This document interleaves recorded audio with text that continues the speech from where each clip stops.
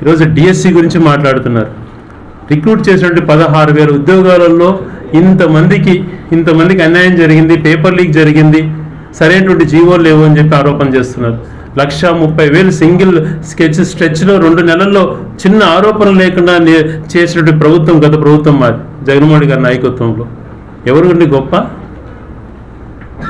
మేము సెలెక్ట్ అయినటువంటి 16,000 మంది ఉద్యోగాల గురించి మేము ఎక్కడ మాట్లాడట్లేదు. వాళ్ళ ఉద్యోగాలు శాలరీస్ తీసుకుంటున్నారు, మీరు బాగా చదువు చెప్పండి, సెలెక్ట్ అయినారు, కంగ్రాచులేషన్స్ చెప్తున్నాం. కానీ జరిగినటువంటి లోపాల గురించి ప్రశ్నిస్తున్నాం. ఏదైతే స్పోర్ట్స్ కోటాలో ఇచ్చినటువంటి ఉద్యోగాలలో స్పష్టంగా కనపడేటట్టుగా మోసం జరిగింది. కనీసం టెట్ అన్నటువంటిది కూడా రాయనీయకుండా వాళ్ళకు అప్పటికప్పటికి జీవో మార్చి మేము ఎవరైనా తీసుకోవచ్చినటువంటి జీవో ఇచ్చుకొని వాళ్ళ ఉద్యోగం తీసుకున్నాక మళ్ళీ ఆ జీవోని క్యాన్సిల్ చేసి పాత జీవోని కొనసాగించారంటే తప్పు జరిగిందా లేదా అండి? అక్కడ ఇప్పుడు గ్రూప్ 1 గురించి వీళ్ళు మాట్లాడుతున్నారు, గత ప్రభుత్వంలో జరిగిందని.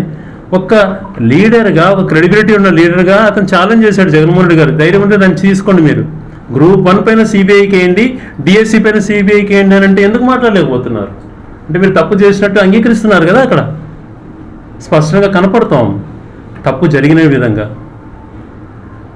అది తర్వాత సుప్రీంకోర్టు గైడ్ లైన్స్ అంటున్నారు, లేకపోతే ప్రభుత్వం ఉపాధ్యాయులపైన కక్ష కట్టుకుందేమో, కానీ 50 సంవత్సరాలు దాటిన వాళ్ళు కూడా టెట్ రాయాలని అంటున్నారు.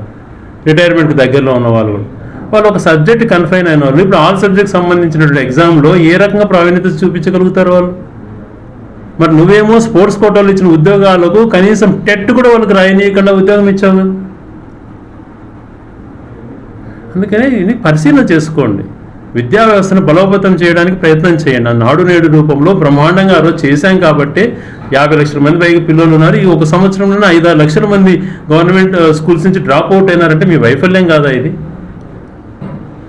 విద్యాభివృద్ధికి కానీ ఎంత ప్రయత్నం చేసిందన్నట్టు చిన్న ఎగ్జాంపుల్ జగన్మోహన్ రెడ్డి గారు ఎంత మంచి చేశారని చూస్తే 130,000 ఉద్యోగాలు ఇస్తే ఒక చిన్న కాంట్రవర్సీ లేదు.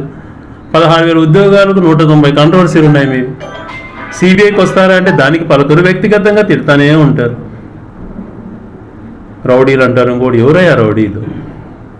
ఎవరు చేశారు రౌడీస్? ఎవరు చేశారు కబ్జాలు? ఎందుకు మాట్లాడితే ఆ మాటలు మాట్లాడుతున్నారు అంటే మీరు చేస్తూ ఇతరులపైన నెడుతున్నారు. మీరు చేయవలసినటికి చేయకుండా ప్రాంతానికి అన్యాయమే, ఉద్యోగస్తులకు అన్యాయమే, భయభ్రాంతులకు గురి చేసే విధంగా రిటైర్ అయ్యే వాళ్ళకు టెట్ రాయమని చెప్పడం మీరు ఇవ్వాలని కూడా ఉద్యోగాలకు టెట్ కూడా అవసరం లేదని చెప్పి స్పెషల్ జీవోలు ఇచ్చి ఆ స్పెషల్ జీవోలు మళ్ళీ ఉద్యోగాలకు తీసుకున్నాక క్యాన్సిల్ చేసినటువంటిది మీరే. ఇలా చేస్తే వ్యవస్థల పైన ఏం గౌరవం ఉంటుంది? ఎందుకు నమ్మాలి? ఇంకా మీరే రాజ్యాంగాన్ని తూట్లు పడుస్తున్నారు. రాజ్యాంగమే పక్కన పెట్టి రాజ్యాంగమే మాది రెడ్ బుక్ రాజ్యాంగం అన్నటువంటి కోణంలో మీరు పోయి దాన్ని ఇట్లా అది విచ్ఛిన్నం చేస్తే రాబో రోజులలో ఈ వ్యవస్థలు ఆడిపోతాయి.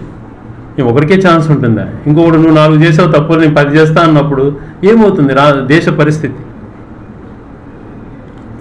ఇంకిత జ్ఞానం అనేటువంటిది కూడా లేకుండా ఉన్నటువంటి పరిస్థితులు వస్తున్నాయి.